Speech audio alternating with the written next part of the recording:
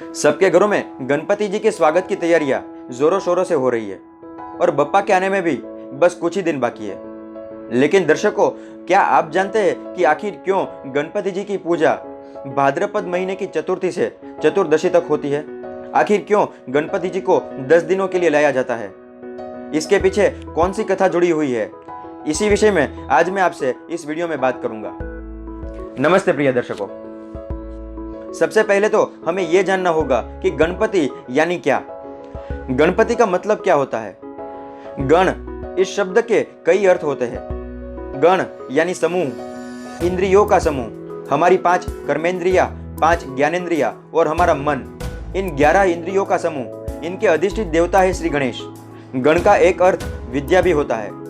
एक अर्थ के अनुसार गण यानी अक्षर। ओम गम गणपतये नमो नमः, ये श्री गणेश का बीज मंत्र है। जब भी हम गम बोलते हैं तो उसमें 3 अक्षरों का समावेश होता है। गणपति अथर्वशीर्ष के एक पद के अनुसार गकारः पूर्व रूपम, अकारो मध्य रूपम, अनुस्वाराश्चान्त्य रूपम, अर्थात गम का उच्चार करने में हम जो पूर्व में ग बोलते हैं वो श्री गणेश का ही रूप है। उसके बाद अ का उच्चारण होता है, क्योंकि हम कोई भी अक्षर बोलते हैं तो उसमें अ का उच्चारण होता ही है। तो मध्य में अ भी श्री गणेश का ही रूप है और अंत में अनुस्वार, अनुस्वाराश्चान्त्य रूपम, यानी अंत में अनुस्वार भी श्री गणेश का ही रूप है। गणेश कोश नामक एक पुस्तक जो कि महाराष्ट्र में काफी प्रचलित है, उसमें कई प्रकार से गणपति जी की उपासना बताई गई है, जिसमें हरिद्रा गणेश यानी जो सूखी हल्दी की गांठें होती है उसकी श्री गणेश जी के रूप में पूजा की जाती है। फिर उच्छिष्ट गणेश, गोबर गणेश, पार्थिव गणेश और अर्क गणेश, ऐसे कई प्रकार के गणपति जी की उपासना का महत्व बताया गया है। अब वापस हमारे मूल प्रश्न पे आते हैं कि आखिर 10 दिनों के लिए गणपति जी की पूजा का क्या महत्व है। तो ये जो 10 दिनों की पूजा है उसे श्री गणेश नवरात्रि कहते हैं, जिसका उल्लेख आपको गणेश पुराण और गणेश कोश में मिलेगा। 10 दिनों तक पूजा क्यों?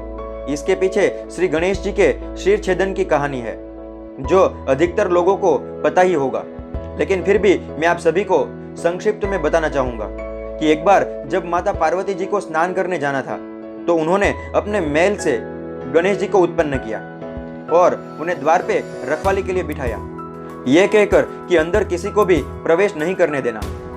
कुछ समय बाद महादेव शिव स्वयं वहां आए और अंदर जाने लगे। तब श्री गणेश जी ने उन्हें रोका।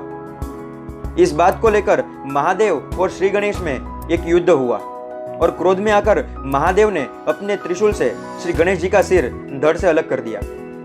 जब ये बात माता पार्वती जी को पता चली, उन्हें काफी दुख हुआ और साथ ही उन्हें काफी क्रोध भी आया। तब उन्होंने महादेव को श्री गणेश जी को पुनः जीवित करने के लिए कहा। तब महादेव ने अपने त्रिशूल को यह कहकर आदेश दिया कि तुम्हें रास्ते में जो भी सर्वप्रथम मिले उसका सिर धड़ से अलग करके ले आओ। त्रिशूल इस आदेश के अनुसार हाथी का सिर लेकर आया, जिसके बाद महादेव ने श्री गणेश जी को हाथी के मस्तक से पुनः जीवित किया। वो दिन था भाद्रपद महीने की चतुर्थी तिथि, जिस दिन श्री गणेश जी का पुनः जन्म हुआ। तब सभी देवताओं ने गणेश जी को कई सारे वरदान आशीर्वाद के रूप में दिए। महादेव ने भी श्री गणेश को सभी देवताओं से पहले पूजे जाने का वरदान दिया, लेकिन इन सब के बाद भी माता पार्वती जी प्रसन्न नहीं हुई। उन्होंने ये कहा कि सभी लोग मेरे श्री गणेश की हंसी उड़ाएंगे। तब महादेव ने श्री गणेश को वरदान देते हुए माता पार्वती जी से कहा कि आज के दिन यानी भाद्रपद महीने की चतुर्थी से चतुर्दशी यानी 10 दिनों तक श्री गणेश नवरात्रि मनाई जाएगी और 10 दिनों तक केवल श्री गणेश की ही पूजा होगी।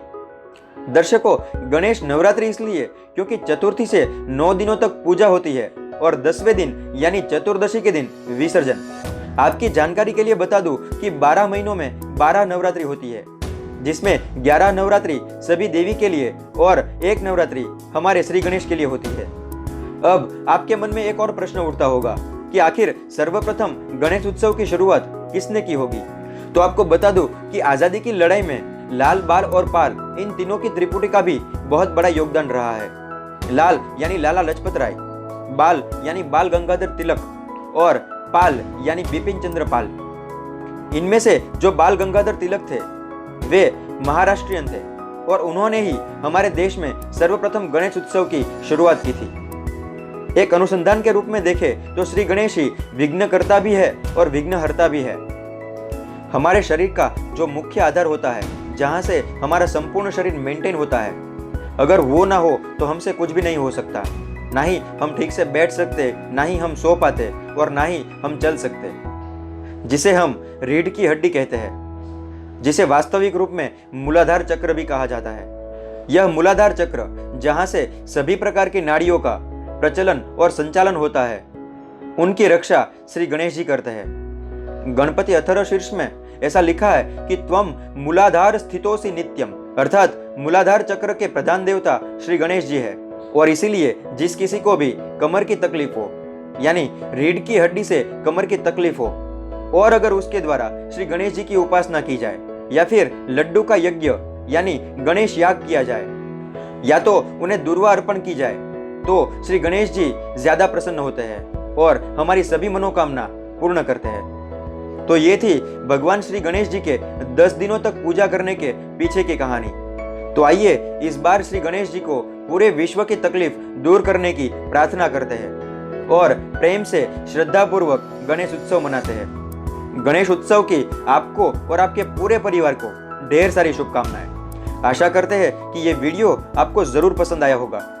वीडियो को लाइक और कमेंट जरूर करें और अपने सभी मित्र और परिवार में इसे शेयर भी करें। इसी प्रकार की जानकारी वाले और वीडियो के लिए मेरी चैनल को सब्सक्राइब करना ना भूलें। अगले वीडियो में फिर मुलाकात होगी। नमस्ते।